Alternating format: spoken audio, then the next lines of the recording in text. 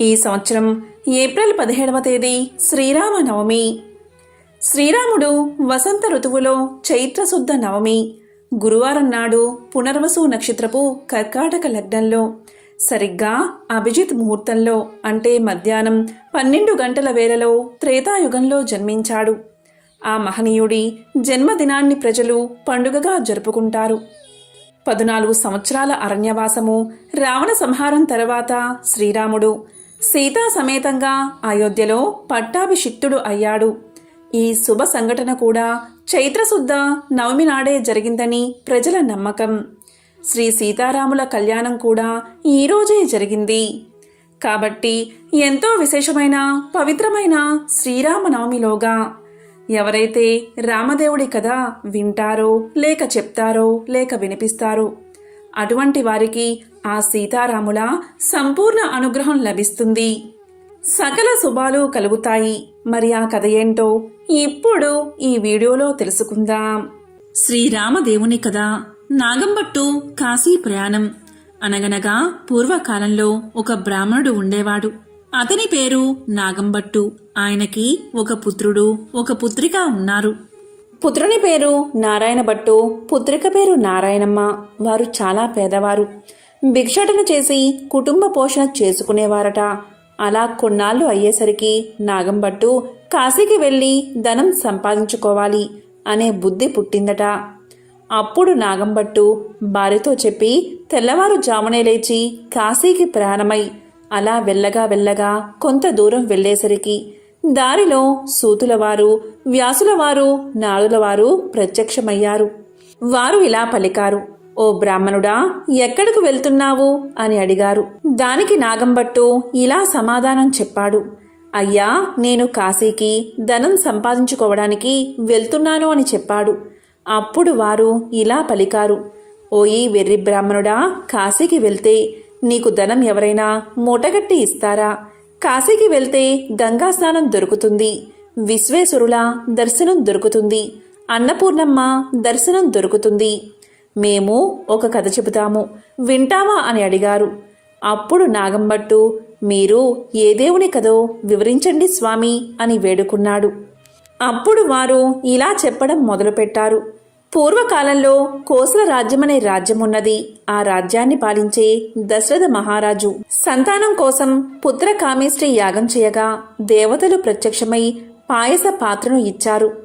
అది పట్టుకు వెళ్లి తన భార్యలైన కౌసల్య, సుమిత్ర, కైకేయి అని 3 భార్యలకు ఇచ్చాడు దశరథుడు.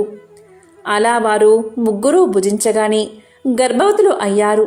నవమాసాలు నిండగాని చైత్ర శుద్ధ నవమి నాడు పునర్వసు నక్షత్రాన శ్రీరామ, లక్ష్మణ, భరత శత్రుఘ్నులు అనే 4 కుమారులు జన్మించారు. వారు దినదిన ప్రవర్ధమానులై బాలచంద్రుడి వలె పెరుగుతూ ఉన్నారు. కొన్నాళ్లు గడిచేసరికి విశ్వామిత్రుడు వచ్చి రామలక్ష్మణులిద్దరినీ యాగ సంరక్షణార్థం తనతో పంపమని దశరథ మహారాజుని అడగగా విశ్వామిత్రుడితో రామలక్ష్మణులను పంపడానికి దశరథుడు అంగీకరించగా ముని వారిద్దరికీ బల, అతిబల అని విద్యలను నేర్పాడు. రాముడు తాటకిని చంపి శివుడి విల్లు విరిచి సీతను పెళ్లాడి అహల్యను శాప విమోచనం చేసి పరశురాముని గర్భభంగం చేసి కైకవరం చేత 14 ఏళ్లు అరణ్యవాసంలో ఉండగా రావణాసురుడు సీతను ఎత్తుకుని పోగా లంకాపురమునకేగి లంకా దహనం చేసి రావణాసురుడిని వధించి విభీషణుడికి పట్టం గట్టి తిరిగి వచ్చి పట్టాభిషిక్తుడై సుఖంగా రాజ్యాన్ని ఏలుతూ ఉన్నాడు.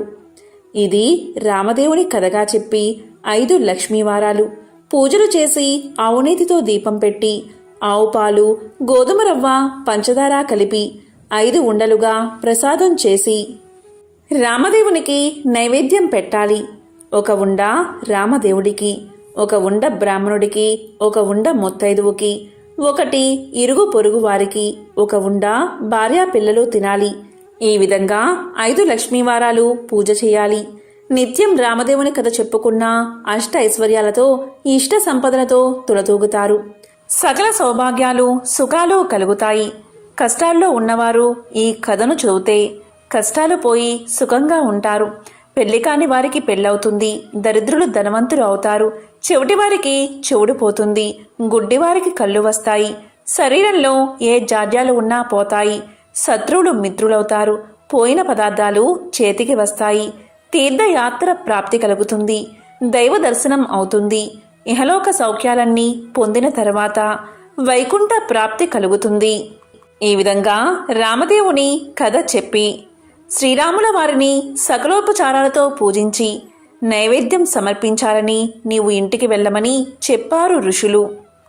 దీంతో నాగంభట్టు ఇంటికి వెళ్ళేసరికి అతని ఇంట ధనధాన్యాలు తులదూగుతూ ఉన్నాయి. అప్పట్నుంచి రాములవారిని మరవకుండా పూజ చేస్తూ ఉన్నాడు. కొంతకాలం గడిచేసరికి నాగంభట్టు కాశీకి వెళ్ళాలి అనుకున్నాడు. అందుకని అతను కొంచెం ధనం మూటకట్టుకుని కాశీ కావడి భుజం మీద వేసుకుని కుమారుణ్ణి కుమార్తెను పిలిచి, అబ్బాయి అమ్మాయి, మీరు కథ విడవకుండా శ్రద్ధగా చెప్పుకుంటూ ఉండమని నారాయణమ్మతోనూ నారాయణ భట్టుతోనూ చెప్పి కాశీకి ప్రయాణమై వెళ్ళిపోయాడు. ఆ మరునాడు కుమారుడు ఆయా వారానికి వెళ్ళి వచ్చి, అమ్మా రామదేవుని కథ చెబుతాను, విందువుగాని రామ్మా అని పిలిచాడు. దానికి తల్లి, నాయనా వంటవేళ పొద్దున్నే దాసి పాచిపనికి వచ్చే వేలైనది, ఇప్పుడు కథ వినను అని పలికింది. మళ్ళీ మధ్యాహ్నం కథ చెబుతాను, విందువుగాని రావమ్మా అని పలికాడు. దానికి తల్లి, ఇప్పుడేమి కథ నాయనా, పడకవేళ నిద్రవేళ, ఇప్పుడు వినను అని పలికింది. సాయంత్రం అయిన తర్వాత మంగళహారతులిచ్చి తిరిగి అమ్మను పిలవగా ఆమె పాలు కాచి తోడు వేయాలి, బంగారం వెండి దాచాలి అని చెప్పింది. నారాయణ భట్టు ఈమెకు దరిద్రకాలం సంభవించుచున్నది అని తలిచి పడుకున్నాడు. దీంతో రామదేవునికి కోపం వచ్చి ఎలా వచ్చిన ఐశ్వర్యాలు అలాగే వెళ్ళిపోగా బిందెలు చెంబులు గిన్నెలు అన్నీ దొరలి ఇరుగు పొరుగు వారి ఇళ్లకు వెళ్ళిపోయాయి. పూర్వం నుంచి ముష్టి ఎత్తుకుని చిల్లు రాగి చెంపు కూడా దొర్లి వెళ్ళిపోతూ ఉండడం వల్ల అప్పుడు నారాయణమ్మ చూసి, అమ్మా అదైనా ఉంచమని కోరవే అమ్మా అని చెప్పగా ఆమె అదైనా ఉంచు రామదేవుడా తండ్రి అని వేడుకోగా ఆ చెంబు తప్ప మిగతావన్నీ వెళ్ళిపోయాట. వారి గూటిలో ఉన్న వెండి కంచం కూడా దొర్లిపోతూ ఉండగా అప్పుడు ఆమె కంచం అంచు పట్టుకుని లాగినదట. సగం అంచు వారికి, సగం అంచు పొరుగువారికి వెళ్ళిపోయిందట. మరునాటి ఉదయమున ఆమె వారింటికి నిప్పు కోసం వెళ్ళి వారింట్లో ఉన్న కంచం అంచు మాదే అన్నదట. మీ కంచం అంచు మా ఇంటికి ఎలా వచ్చిందమ్మా? మేము మీ ఇంటికి వచ్చామా, మీరు మా ఇంటికి వచ్చారా, కాబట్టి ఆ కంచం మాదే అన్నారట. అలా కాదు, మా ఇంట్లో కూడా కంచం అంచు ఉంది, పట్టుకుని వస్తానని రెండూ దగ్గర పెట్టి చూడగా రెండూ అతుక్కుపోయాయట. మాది అని వారు పుచ్చుకున్నారట. దీంతో సిగ్గుపడి ఇంటికి వచ్చిందట తల్లి. అప్పుడు కుమారుడు చూసి, ఏమన్నారమ్మా అని అడగగా మాదే అని వారే పుచ్చుకున్నారని సమాధానం చెప్పిందట. అప్పుడు కుమారుడు, ఇప్పుడు రామదేవుని కథను చెబుతాను, వింటావమ్మా అని అడిగాడు. నేను కథ వినను, కార్యము వినను, ఏ పని పాటో చేసుకుని బతుకుతా కానీ రామదేవుని కథ మాత్రం వినను అని పలికింది తల్లి.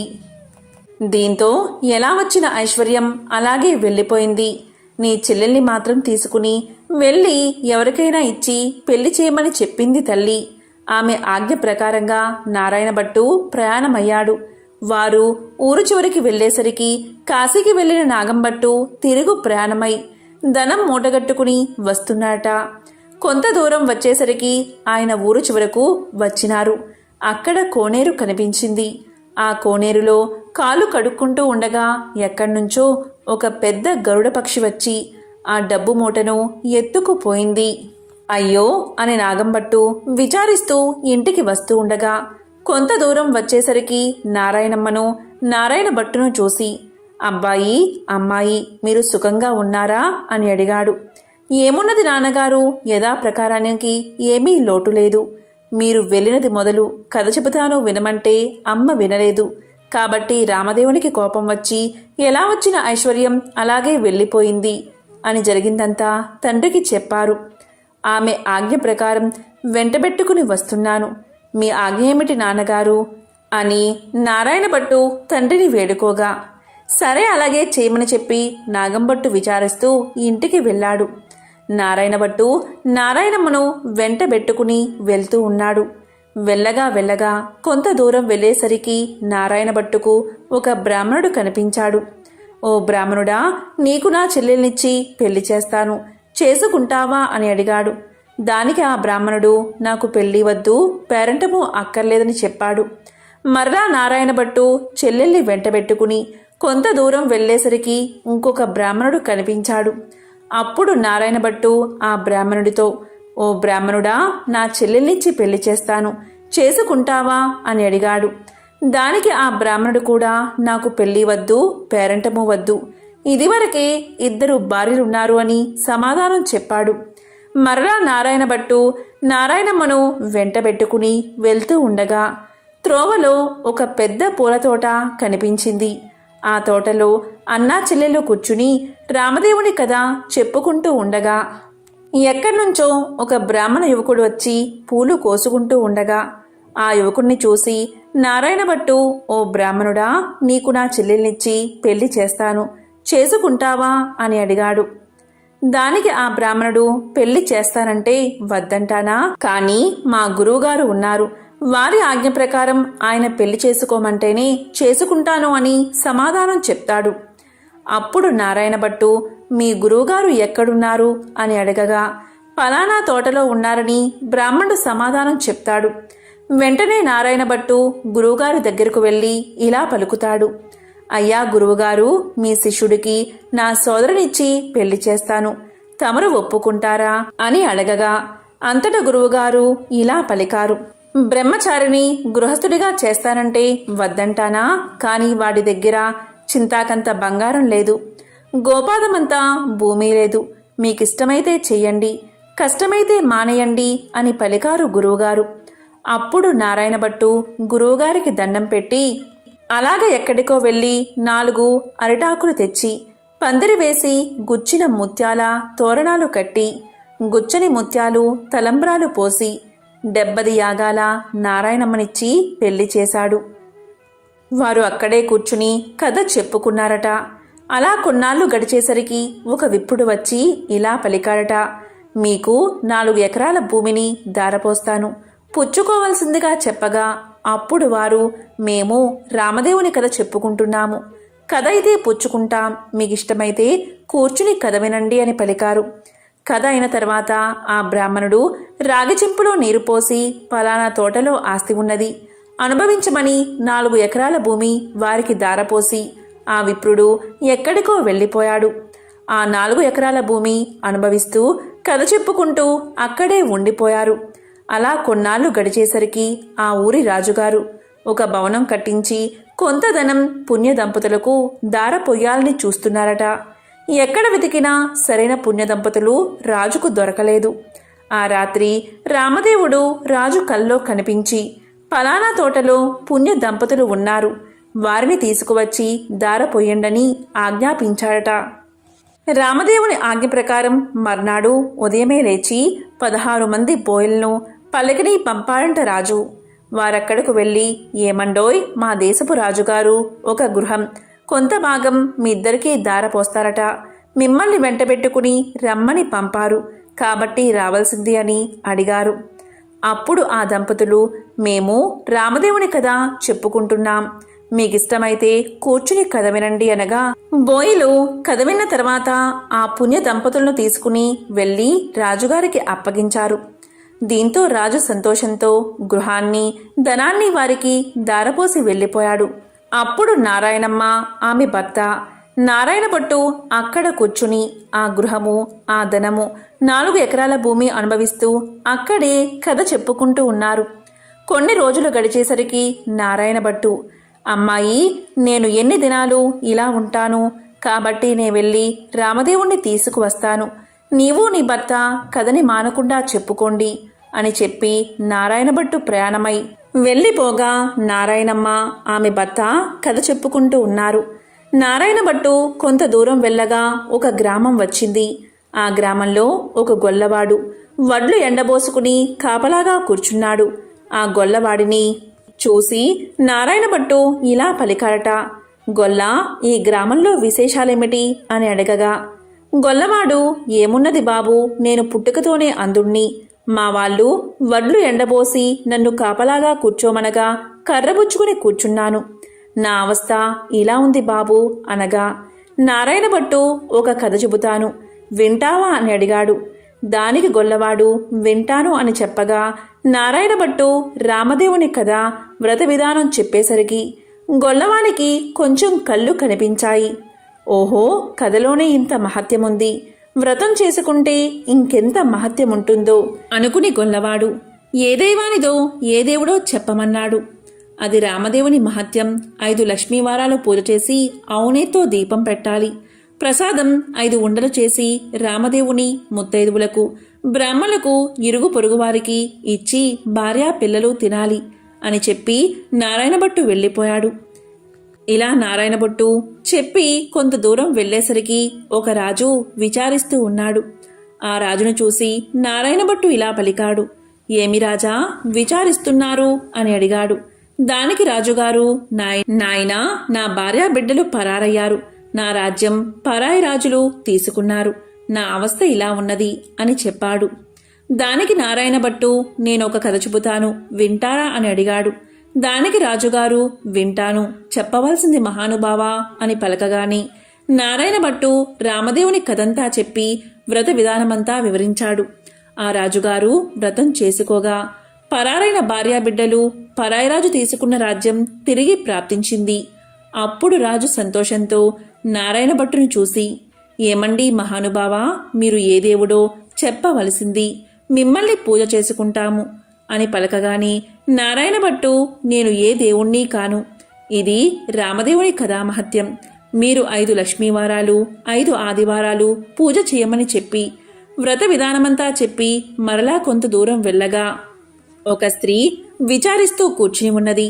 ఆ స్త్రీని చూసి నారాయణభట్టు, ఎందుకు విచారిస్తున్నావు అని అడగగా ఆ స్త్రీ ఇలా పలికింది, ఏముంది బాబు, చిన్నతనంలోనే పెళ్ళయింది. నా భర్త దేశాంతరం వెళ్ళిపోయాడు. నా తల్లి, తండ్రి, అత్తమామలు కొన్నాళ్ళు చూసి ఎన్నాళ్ళు నిన్ను ఇలా చూస్తాము అని వదిలేశారు. కాబట్టి నా అవస్థ ఇలాగున్నది బాబు అని తెలియచేసింది. అప్పుడు నారాయణభట్టు, నేనొక కథ చెబుతాను, వింటావా అని అడిగాడు. అలాగే వింటాను బాబు అని ఆమె అనగా నారాయణభట్టు రామదేవుని కథంతా చెప్పి వ్రత విధానమంతా చెప్పేసరికి దేశాంతరం వెళ్లిన ఆమె భర్త తిరిగి వచ్చాడు. తల్లి, తండ్రి, అత్తమామలు వచ్చారు. ఆమె సంతోషించి నారాయణభట్టుని చూసి, ఏమండి మహానుభావా, మీరు ఏ దైవానివో, మిమ్మల్ని మేము పూజ చేసుకుంటాము అని చెప్పగా దానికి నారాయణభట్టు ఇలా సమాధానం చెప్పాడు, నేను ఏ దైవాన్ని కాదు, ఇదంతా రామదేవుని కథామహత్యం. 5 లక్ష్మీవారాలు, 5 ఆదివారాలు మానకుండా పూజ చేయమని కథ విధానమంతా చెప్పి కొంత దూరం వెళ్లేసరికి ఒక గ్రామం వచ్చింది. ఆ గ్రామంలో ఒక ఇల్లాలి ఇంటికి వెళ్ళి, అమ్మా, పూజ చేసుకుంటాను, కొంచెం ఇల్లు ఇస్తావా అని అడిగాడు. దానికి ఆమె, మా ఇంటిలో మడి ఆచారం కనుక కుదరదు, ఇల్లు లేదు, వెళ్ళిపో అన్నది. అప్పుడు నారాయణభట్టు, కోనేరైనా చూపించు తల్లి అని అడిగాడు. దానికి ఆమె, తూర్పు దిశ ఈశాన్య మూలగా ఒక కోనేరున్నది, వెళ్ళమని పలికింది. అప్పుడు నారాయణభట్టు ఆ కోనేరు దగ్గరకు వెళ్ళి స్నానం చేసి మడిబట్టలు ఆరవేసుకుని ఇల్లు ఇవ్వను అన్న ఇల్లాలి అరుగు వద్దకు వచ్చి తూర్పు దిశ ఈశాన్య మూలగా ఒక పుచ్చు పీటకు పసుపు రాసి బొట్టు పెట్టి అందు రామదేవుని పటాన్ని పెట్టి కథ చదువుకుంటూ ఉన్నాడట. ఇంతలో ఆమె యువతలకు వచ్చి చూడగా నారాయణభట్టు ఆమెకు తాంబూలము, దక్షిణ ప్రసాదం ఇచ్చాట. ఆమె పుచ్చుకుని లోపలికి వెళ్ళిపోయింది. తరువాత నారాయణభట్టు కథ చదువుకుని అక్షింతలు తల మీద వేసుకుని ఇంటి మీద వేసి వెళ్ళిపోయాడు. అతడు ఇలా వెయ్యగానే ఆ ఇల్లు ఇంద్రభవనం అయినది. అప్పుడు ఆ ఇంటి ఇల్లాలు యాయావారానికి వెళ్లిన తన భర్త తిరిగి వస్తే ఇల్లు తెలుసుకోలేడని ఆమె వీధి అరుగు మీద కావలి కూర్చుని ఉంది. ఇంతలో ఆమె భర్త ఎడమూటా పెడమూటా వేసుకుని ఇల్లు కానక కంగారు పడి అక్కడ నిలబడి ఉన్నాడు.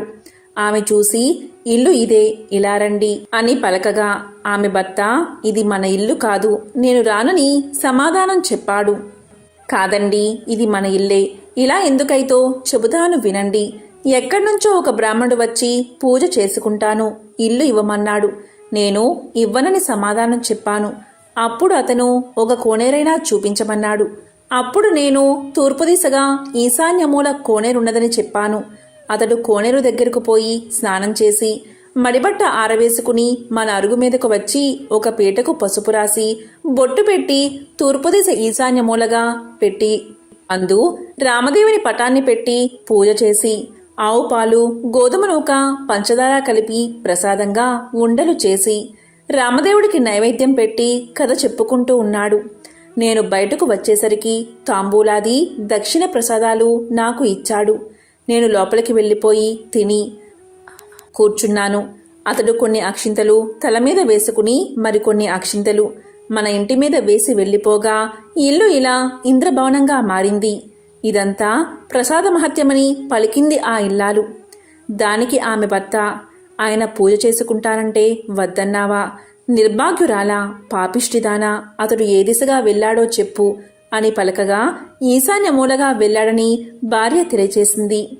అప్పుడు అతను నారాయణ భట్టుకును వెదుగుతూ బయలుదేరాడు. కొంత దూరం వెళ్ళగా నారాయణ భట్టు ఆ బ్రాహ్మణుడికి కనిపించాడు. అప్పుడు ఆ బ్రాహ్మణుడు, ఏమండోయ్ మహానుభావా, మీరు మా ఇంటికి రావలసినది, మిమ్ము పూజించుకుంటామని పలికాడు. దానికి నారాయణ భట్టు, మీ ఇంటికి ఇప్పుడు రాను, రామదేవుని వెతుకుతుంటూ వెళుతున్నాను అని పలకగా అప్పుడా బ్రాహ్మణుడు, అలా కాదు మహానుభావా, మీరు మా ఇంటికి వచ్చి పూజ చేసుకుంటానంటే మా వాళ్ళు ఇల్లు ఇవ్వనన్నారు. కాబట్టి మాదే తప్పు, మా తప్పు క్షమించి మా ఇంటికి రావలసినది. మీరు ఏ దైవమో చెప్పండి, మిమ్మల్ని మేము పూజించుకుంటాము అని పలికాడు. అప్పుడు నారాయణ భట్టు, మీ ఇల్లు కాబట్టి మీరు ఇవ్వనన్నారు, మీ తప్పేమీ లేదు, రావడం నాదే తప్పు అని పలికాడు. నేను ఏ దేవుణ్ణి కాదు, ఇదంతా రామదేవుని కథా మహత్యం. మీరు ఇంటికి వెళ్ళి 5 లక్ష్మీవారాలు 5 ఆదివారాలు పూజ చేసుకోండి అని చెప్పి వ్రత విధానమంతా అతనికి తెలియచేశాడు. రామదేవుణ్ణి వెతుక్కుని వచ్చేటప్పుడు మీ ఇంటికి వస్తాను అని సమాధానం చెప్పాడు నారాయణ భట్టు. అప్పుడా బ్రాహ్మణుడు ఇంటికి వచ్చి, కథలోనే ఇంత మహత్యముంది, వ్రతం చేసుకుంటే ఇంకెంత మహత్యం ఉంటుందో అని పూజ చేసుకుని కథ చెప్పుకుని అష్ట ఐశ్వర్యాలతో అష్ట సంపదలతో తులుతూగుతూ ఉన్నాడు. ఇక నారాయణ భట్టు ఎండనక వాననక, తిండనక తెప్పలనక, ఆకలనక దప్పికనక, చెట్టనక పుట్టనక, నీడనక భయమనక, అర్ధరాత్రి అనక అరణ్యాల వెంబడి వెళుతూ ఉండగా కొంత దూరం వెళ్లేసరికి నారాయణ భట్టు మూర్చిల్లి ముఖం తిరిగి పడిపోయాడు. అప్పుడు రామదేవుడికి దయ కలిగి ముసలి బ్రాహ్మణ వేషంతో వచ్చి నారాయణ భట్టు ముఖం తుడిచి లేవదీసి మంచినీళ్లు ఇచ్చి మా ఇంటిలో భోజనం చేద్దువుగాని రమ్మని పలికాడు. నేను భోజనం మాత్రం చేయను, నేను రామదేవుణ్ణి వెతుక్కుంటూ వెళ్తున్నాను, ఒక కోనేరు మాత్రం చూపిస్తే స్నానం చేసి వస్తాను అని పలికాడు. దానికి ఆ బ్రాహ్మణుడు, తూర్పు దిశలో ఈశాన్య మూల ఒక కోనేరు ఉన్నది, వెళ్ళమని చెప్తాడు. దాంతో నారాయణ భట్టు ఆ కోనేరు వద్దకు వెళ్లి స్నానం చేసి పైకి వచ్చేసరికి అక్కడ ఇంద్రభవనంలా మారిపోతుంది. లోపలకు వచ్చేసరికి సీతమ్మవారు వెండి కంచాలు, వెండి పీటలు, పైడి కంచాలు కనిపించాయి. అప్పుడు నారాయణ భట్టుకు రామదేవుడు, సీతమ్మ ఎదురై, మా ఇంటిలో భోజనం చేద్దువు గాని రమ్మన్నారట. నేను భోజనం మాత్రం చెయ్యను, రామదేవుణ్ణి వెతుక్కుంటూ వెళ్తున్నాను అని నారాయణ భట్టు పలికాట. అప్పుడు దానికి నేనే రామదేవుణ్ణి అని చెప్పగా, అయితే కావచ్చు మహానుభావా, నాకు దర్శనం కావాలి అని చెప్పగా, అప్పుడు పులిచర్మంతో, రుద్రాక్షలతో, విభూతి రేఖలతో, నడుమున నాగాభరణంతో, శిరస్సున గంగతో, పక్కన పార్వతీదేవితో, త్రిశూలం త్రినేత్రముతో నంది వాహనుడై ఈశ్వరుడు ప్రత్యక్షమయ్యాడు. అప్పుడు నారాయణ భట్టు వారిని స్తోత్రం చేశాడు. వందే శంభు ఉమాపతి సురగురం వందే జగత్కారణం, వందే పన్నగభూషణం మృగధరం వందే పశూనాంపతిం, వందే సూర్య శశాంక వహ్నినయనం, వందే ముకుంద ప్రియం, వందే భక్త జనాశ్రయంచ వరదం వందే శివశంకరం అని స్తోత్రం చేయగా ఈశ్వరుడు ప్రత్యక్షమయ్యాడు. అప్పుడు నారాయణ భట్టు విష్ణుమూర్తి కూడా ప్రత్యక్షం కావాలని కోరాడు. అప్పుడు విష్ణుమూర్తి వక్షస్థలమున వనమాలికతో మెరుపు తీగ వంటి లక్ష్మీదేవితో శంఖచక్ర గదాధరుడై నెమలి పింఛం ధరించి ప్రత్యక్షమయ్యాడు. అప్పుడు హరిణి కూడా ఈ విధంగా స్తోత్రం చేశాడు. శాంతాకారం భుజగశయనం పద్మనాభం సురేశం విశ్వాకారం గగన సదృశం మేఘవర్ణం శుభాంగం లక్ష్మీకాంతం కమలనయనం యోగి హృద్యాన గమ్యం వందే విష్ణుం భవభయహరం సర్వలోకైకనాథం అని స్తోత్రం చేయగా విష్ణుమూర్తి ప్రత్యక్షమయ్యాడు. అప్పుడు నారాయణ భట్టు రామదేవుడు ప్రత్యక్షం అవ్వాలి అన్నాడు. రామదేవుణ్ణి స్తోత్రం చేసేసరికి హనుమ సీతారామ లక్ష్మణ భరత శత్రుఘ్నులు సపరివార సహితంగా శ్రీరామచంద్రుడు ప్రత్యక్షమయ్యాడు. అప్పుడు రామదేవుడు ఇప్పుడైనా భోజనం చేస్తావా అని నారాయణ భట్టును అడిగాడు. అలాగే చేస్తా కాని భోజనం అయిన తర్వాత నాతో వస్తానని అభయహస్తమిస్తే భోజనం చేస్తానని పలికాడు. అప్పుడా సీతమ్మ తల్లి 4 కూరలు నవకాయ పిండి వంటలతో పంచభక్ష పరమాన్నాలు వండి వెండి కంచాలు పైడి పీటలు వేసి వారు బందుకోటి పరివార సహితంగా నారాయణ భట్టుకు సీత మహాతల్లి భోజనం వడ్డించింది. అందరూ భోజనాలు చేసి లేచి కర్పూర తాంబూలాలు వేసుకున్న తర్వాత నాతో వస్తానని అభయహస్తమిచ్చావు కావున మా ఇంటికి నాతో రావాల్సిందని కోరాడు నారాయణ భట్టు. అప్పుడు నారాయణ భట్టు ముందు రామదేవుడు వెనుక తాను బయలుదేరి వెళ్తున్నారు. అలా కొంత దూరం వెళ్ళి నారాయణ భట్టు వెనుతిరిగి చూశాడు. అప్పుడా రామదేవుడు కనిపించలేదు. అంత నారాయణ భట్టు ముఖం తిరిగి మూర్ఛ వచ్చి నేల మీద పడిపోయాడు. అప్పుడు రామదేవుడికి దయకలిగి ఒక ముసలి బ్రాహ్మణ వేషంలో వచ్చి నారాయణ భట్టు ముఖం తుడిచి లేవదీసి మంచినీళ్లు ఇచ్చి ఏమీ ఇలా పడిపోయావు, నాతో నడవలేని వాడవు, నన్ను ఎందుకు రమ్మన్నావు అని అడిగాడు. దేవా, నీ మహిమను బ్రహ్మాది దేవతలు, యోగీశ్వరులు, మునీశ్వరులు తపస్సులు తెలుసుకోలేరు. నీ మహత్యం తెలుసుకోవడానికి నేనెంత వాడని, నా తప్పులు క్షమించి నాతో రావలసినది అని నారాయణ భట్టు రామదేవుణ్ణి ప్రార్థించాడు. అప్పుడు రామదేవుడు అలాగే వస్తానని, నీవు వచ్చేటప్పుడు ఎవరి ఇళ్లకు వెళ్ళావో వారి ఇళ్లకు నన్ను కూడా నీ భుజాలపై ఎక్కించుకుని తీసుకెళ్లమన్నాడు. అప్పుడు నారాయణ భట్టు రామదేవుణ్ణి భుజాలపై ఎక్కించుకుని కొంత దూరం వచ్చేసరికి ఇల్లు ఇవ్వను అని చెప్పినా ఇల్లాలి ఇంటికి వచ్చారు. అక్కడ ఆ ఇల్లాలు ఆమె భర్త కూర్చుని రామదేవుని కథ చెప్పుకుంటున్నారు. వారి భక్తికి మెచ్చి వారికి అష్ట ఐశ్వర్యాలు, ఆయురారోగ్యాలు ఇచ్చి కాపాడి రక్షించాడు రామదేవుడు. మరికొంత దూరం వచ్చేసరికి గొల్ల ఇల్లు వచ్చింది. ఆ రోజు ఆదివారం. నారాయణ భట్టు చెప్పిన మాదిరి పూజ చేసుకుని కథ చెప్పుకుంటున్నారు. వారిని మెచ్చి ఐశ్వర్యాలు, ఆయురారోగ్యాలు ఇచ్చి సిరి సంపదలు ఎడబాయకుండా వారిని కాపాడి రక్షించారట. ఇంకా కొంత దూరం వచ్చేసరికి చెల్లెలి ఇల్లు వచ్చింది. అక్కడ వారు రామదేవుని కథ చెప్పుకుంటూ బంగారపు ఉయ్యాల్లో ఊగుతున్నారు. వారిని మెచ్చి ఆయురారోగ్యాలు ఇచ్చి సిరి సంపదలు ఇచ్చి కాపాడి రక్షించాట రామదేవుడు. అప్పుడు నారాయణమ్మ తన ఇంటికి అన్నయ్య వచ్చాడని కాళ్ళు కడుక్కోవడానికి నీళ్ళిచ్చి దాహానికి మజ్జిగ ఇచ్చి మర్యాద చేసింది. అప్పుడు నారాయణ భట్టు ఇలా పలికాడు. అమ్మాయి, నన్నిలా మర్యాద చేయక్కర్లేదు. నేను రామదేవుణ్ణి తీసుకువచ్చాను. నీవు నీ భర్త మా ఇంటికి రావాలి. మనమందరం పూజ చేసుకుందాము అని చెప్పాడు. అప్పుడు ఆమె సంతోషంతో అలాగే వస్తానని పలికింది. నారాయణమ్మ ఆమె భర్తతో, నారాయణ భట్టు రామదేవునితో సహా వారందరూ బయలుదేరి వారి గ్రామం పొలిమేరకొచ్చేసరికి గ్రామంలోని వారు కొందరు చూసి పరుగున వెళ్లి వారి తల్లిదండ్రులతో ఇలా పలికారు. ఏమండోయ్ నాగం భట్టుగారు, మీ అబ్బాయి, అమ్మాయి, అల్లుడు ఇంకా ఎవరో బయలుదేరి వస్తున్నారు అని పరుగున వెళ్లి చెప్పారు. అప్పుడు నారాయణ భట్టు తల్లిదండ్రులు పరుగున వచ్చి సంతోషంతో కొడుకుని కూతుర్ని కౌగలించకబోయారట. అప్పుడు నారాయణ భట్టు చూసి, అమ్మా, నన్ను ముట్టుకోవద్దు. ఇప్పుడు నేను రామదేవుణ్ణి తీసుకువస్తున్నాను. మీరు మా ఇంటికి వెళ్ళి 4 మూలలు దులిపి నల్లగా అలికి తెల్లగా ముగ్గు పెట్టి పచ్చగా పసుపు రాసి మామిడాకుల తోరణాలు కట్టి ఒక పీటకు పసుపు రాసి బొట్టు పెట్టి తూర్పు దిశ ఈశాన్య మూలగా ఉంచి రామదేవుని పటం పెట్టి గోధుమ నూక, పంచదార, ఆవుపాలు కలిపి ప్రసాదం 5 ఉండలు చేసి పూజకు అన్నీ సిద్ధం చేసి నాకు కబురు చెయ్యండి. అప్పుడు నేను రామదేవుణ్ణి తీసుకువస్తాను అని చెప్పాట. వారు సంతోషంతో ఇంటికి వచ్చి 4 మూల్లా దులిపి అలికి ముగ్గులు పెట్టి పచ్చగా పసుపు రాసి మామిడాకుల తోరణాలు కట్టి 4 మూలలా వెతకగా ఒక పుచ్చుపీట కనిపించింది. ఆ పీటకు పసుపు రాసి బొట్టు పెట్టి కుమారుడు చెప్పిన ప్రకారంగా సిద్ధం చేశారు. నీవు రామదేవుణ్ణి తీసుకురమ్మని కుమారుడికి కబురు పంపారు. అప్పుడు నారాయణ భట్టు సంతోషంతో రామదేవుణ్ణి భుజాలపై ఎక్కించుకుని ఆ గ్రామం 4 వీధులు ఊరేగించి ఇంటికి తీసుకువచ్చి రామదేవుడితో, తండ్రి, మా ఇంటిలో మీరు కుడిపాదం పెట్టాలని ప్రార్థించాడు. అప్పుడు రామదేవుడు వారి ఇంట్లో కుడిపాదం పెట్టేసరికి పెద్ద ఇంద్రభవనంగా మారిపోయింది. అప్పుడు నారాయణ భట్టు రామదేవుడితో ఇలా పలికాడు, అపరాధిని కాబట్టి నాకు ఉన్న ఈ పుచ్చుపీటయే సింహాసనమనుకుని దయవుంచి తమను కూర్చోవలసింది అని వినయంగా ప్రార్థించాడు.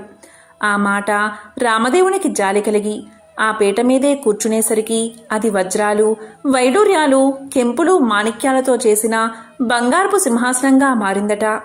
అందు హనుమ, సీత, లక్ష్మణ, భరత, శత్రుఘ్నాది సపరివార సహితంగా శ్రీరామచంద్రమూర్తి తన ఇంటిలో ఆసీనులై వెలిసారట. అప్పుడు రామదేవుని వ్రతం చేసుకుందామనేసరికి అంతలోనే ఎక్కడి నుండో ఒక బీద బ్రాహ్మణుడు వచ్చి, ఏమండోయ్ నాగంభట్టు గారు, మీ అబ్బాయికి మా అమ్మాయినిచ్చి పెళ్లి చేస్తాం, ఒప్పుకుంటారా అని అడగగా, పెళ్లి చేస్తానంటే వద్దంటానా బాబు, అలాగే చేసుకుంటాము అని పలికాడట నాగంభట్టు. నాగంభట్టు గారు పచ్చని పందిర్లు వేయించి గుచ్చిన ముత్యాల తోరణాలు కట్టి గుచ్చని ముత్యాలు తలంబ్రాలు పోసి 70 యాగాల నారాయణ భట్టు పెళ్లి చేశాడు. నారాయణ భట్టు పెళ్లిన తర్వాత నాగంభట్టు భార్య, నారాయణ భట్టు భార్య నారాయణమ్మ, ఆమె భర్త వారంతా రామదేవుని వ్రతం చేసి 5 లక్ష్మీవారాలు, 5 ఆదివారాలు పూజ చేసి నైవేద్యం పెట్టి కథ మానకుండా చెప్పుకుంటూ ఉండగా వారి భక్తికి మెచ్చి రామదేవుడు వారిని రక్షించాట, సకల ఐశ్వర్యాలను కలిగించాట, ఆరోగ్యంగా జీవించేలా వరాన్ని ప్రసాదించాట. ఈ నోము ప్రపంచమంతా నోచిన వారందరూ అష్ట ఐశ్వర్యవంతులై సుఖంగా ఉండిరి. ఎంతో పవిత్రమైన విశేషమైన ఈ రామదేవుని కథను ఎవరైతే ప్రతిరోజు చెప్తారో, లేక వింటారో, లేక వినిపిస్తారో అటువంటి వారికి సకల ఐశ్వర్యాలు, భోగ భాగ్యాలు కలుగుతాయి. ఆ శ్రీరామచంద్రుడి అనుగ్రహం తప్పకుండా కలుగుతుంది. ఓం రామచంద్రాయ నమః. ఓం నమః శివాయ.